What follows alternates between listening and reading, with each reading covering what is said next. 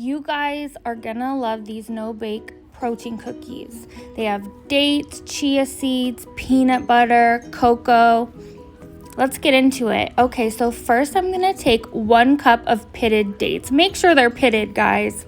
Then add 1/2 a banana, 1/2 tablespoon of vanilla extract, and blend it first.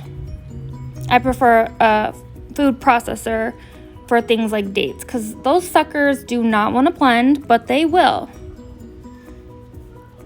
So once you get the dates to break up, then you can add some more ingredients. Now we're gonna add 3/4 cup peanut butter. Now if you don't like peanut butter, you can do cashew butter, almond butter, whatever you prefer. That's 1/2 tablespoon of cinnamon. Okay, and now we're doing 1 cup plus 1/4 cup, so 1 1/4 cup dry oatmeal.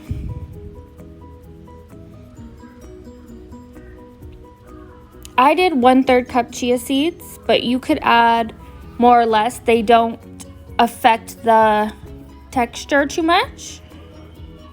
And then I did 3 tablespoons of cocoa powder, sugar-free, plain cocoa powder.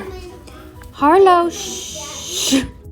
Okay, so now we're gonna blend it some more. You might have to scrape the sides a few times, depending on how good of quality of a food processor you have. Mine's not the best, but it works pretty good.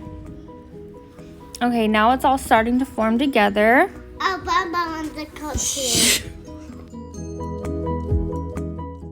I like to add the mixture into a mixing bowl before I mold them into the cookies. It's a lot easier than digging it out of the food processor. Plus you got that blade in there. So scoop it all into a large mixing bowl.